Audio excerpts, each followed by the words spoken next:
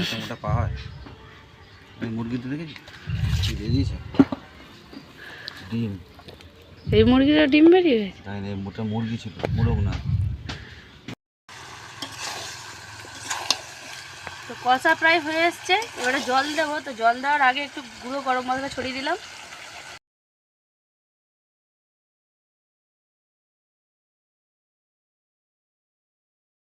নমস্কার বন্ধুরা, মৌমির চ্যানেলে সবাই স্বাগত। আর নতুন বছর আজকের থেকে শুরু হলো, তাই নতুন বছরে সবাইকে জানাই প্রীতি ও অনেক অনেক ভালোবাসা।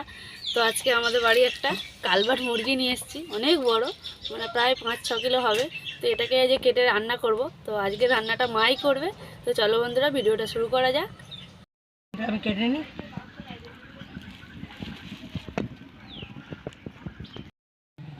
না, মা মুরগিটাকে কেটে দিয়ে গেছে, আর আমি গরম জল করে মুরগিটাকে ভালো করে ছাড়িয়ে নিচ্ছি। এবার কাটবে কে জানি না, কারণ অনেক শক্ত মুরগি, আমার দ্বারাই তো হবেই না।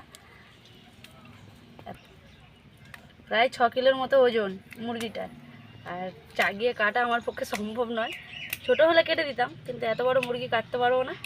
তো ছাড়িয়ে পরিষ্কার করে দিই, তারপর দেখা যাবে কে কাটছে।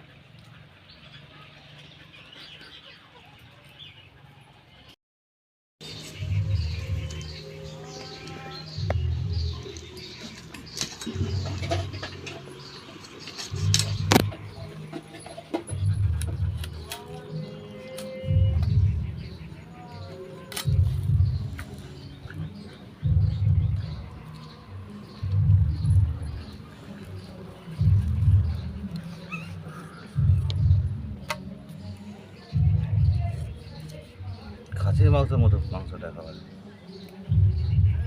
পোলট্রির মুরগির থেকে কিন্তু এই মুরগির টেস্ট বেশি হয় না? ছোটো ছোটো পিস করছি।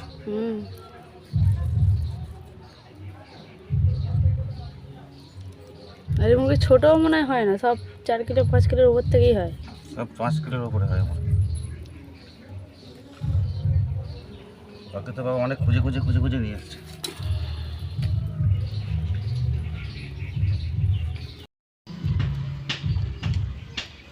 পাটা দেখো কত মোটা, এত মোটা পা হয়।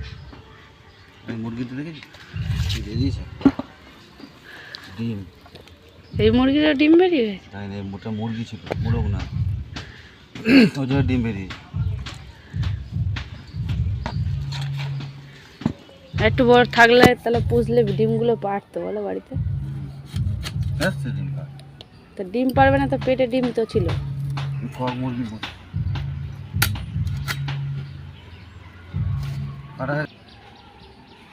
কাটা হয়ে গেছে আমার মুরগি। এবার তাহলে কি রান্না কে করবে দেখে না, আমার পাট শেষ। রান্না মা করবে, যে করবে করবে, আমার কাজ শেষ। এই মাথাটাকে নিয়ে নিই, ব্যাস এটুকুনি শেষ।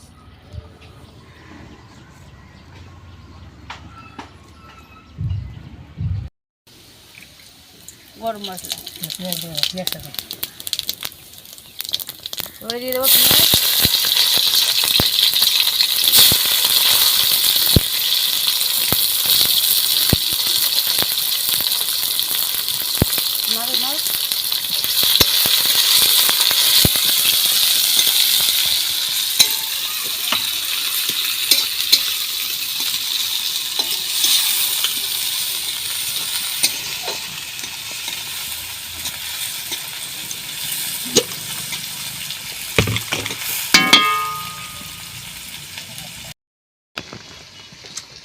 পেঁয়াজ ভাজা ভাজা হয়ে গেছে, এবার আমি মাংসটা এর মধ্যে দিয়ে দেবো। ডিমগুলো তুলে রাখলাম, এগুলো পরে দেবো।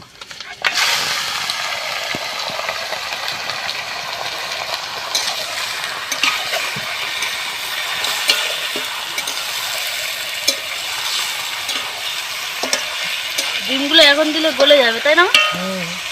পরে দেবো।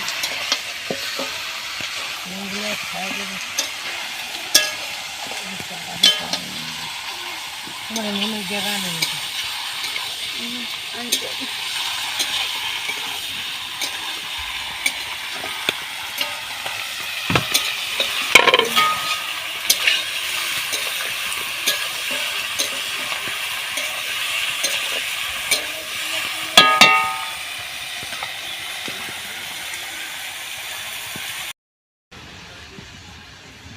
মাংস মাংসটা হালকা করে তেলে নেড়ে নিয়েছি, এবারে একটু নুন দিয়ে দেবো।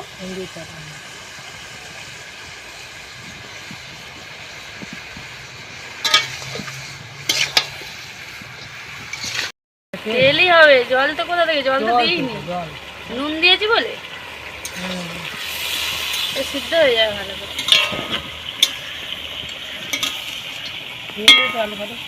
পুরো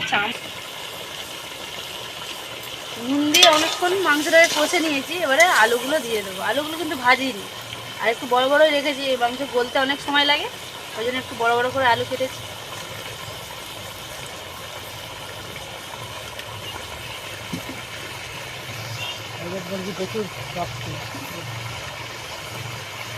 চামড়াগুলো পুরো মোটা মোটা একদম, ছালগুলো আছে অনেকটাই মোটা, আর চর্বিও হয়েছে অনেক।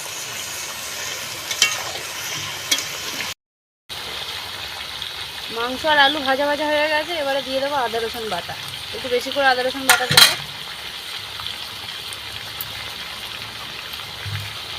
দিয়ে একটু কষে নেবে।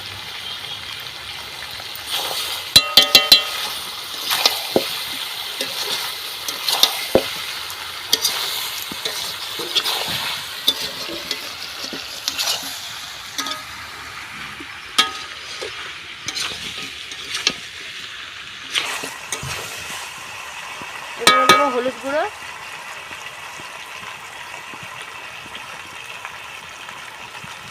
আর লঙ্কার গুঁড়ো,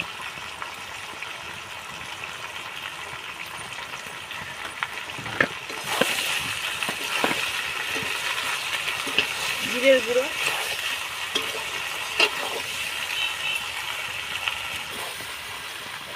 সামান্য জল দিয়ে দেবো।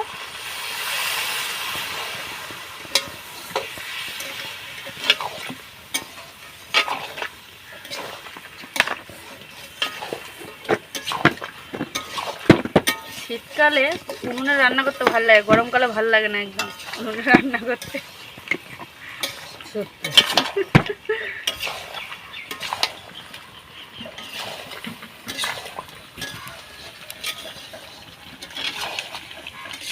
দেখি মাংসের তরকারি কষা কষা হবে নাকি ঝোল ঝোল হবে?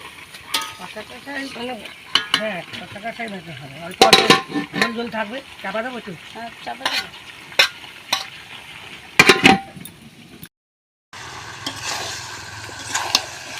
তো কষা প্রায় হয়ে এসছে, এবারে জল দেবো। তো জল দেওয়ার আগে একটু গুঁড়ো গরম মশলা ছড়িয়ে দিলাম, দিয়ে নেড়ে চেড়ে জলটা দিয়ে দেবো। অল্প করে দিয়েছি, আবার নামানোর পরেও কিন্তু গরম মশলা দেবো।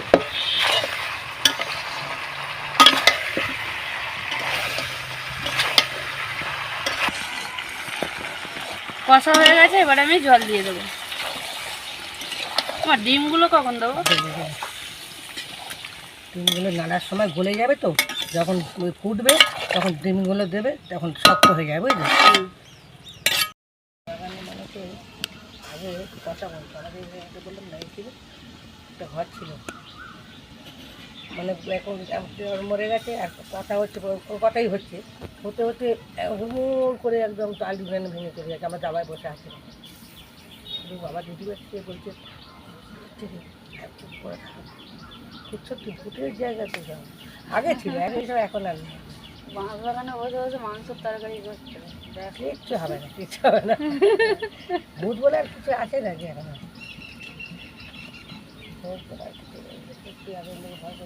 আর এখানে নাকি এরা রুই মারা নাকি মানে ডুমুর গাছেতে, মানে কে নাকি এরকম করে পায়খানা করছে, দেখছে বেরিয়ে যাচ্ছে, গা করে যেতে, মানে আমরা দেখেছি ওর কাছে গল্প শুনেছি, অত বড় কিছু গল্প করে বাবার বাবা, ওরাই ভূত দেখেছে, আমি ভূত দেখেছি।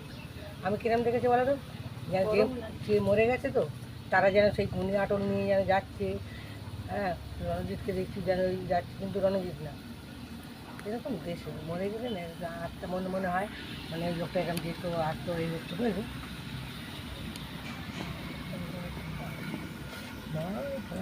ডিমগুলো ফেটে যেত, তো ডিমগুলো সব দিয়ে দিলাম, এবারে চাপা দিয়ে দেবো।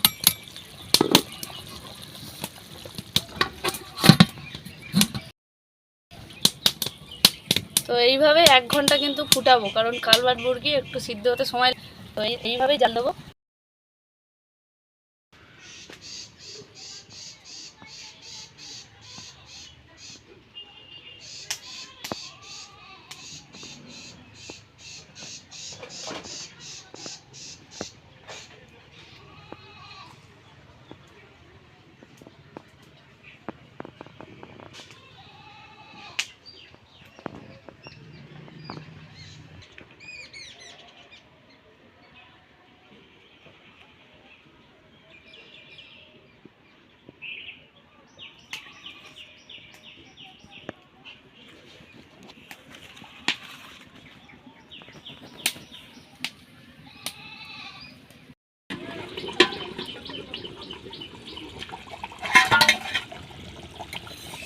বন্ধুরা পাক্কা 1 ঘন্টার বেশি হয়ে গেছে।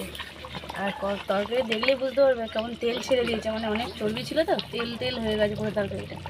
তো মাংসটাও গলে গেছে, এবারে তরকারি আমি নামিয়ে নেব। তরকারি নামিয়ে নিয়েছি, এবারে উপর দিয়ে আমি গরম মশলা ছড়িয়ে দেবো, দিয়ে হালকা করে ঘেঁটে রেখে দেব।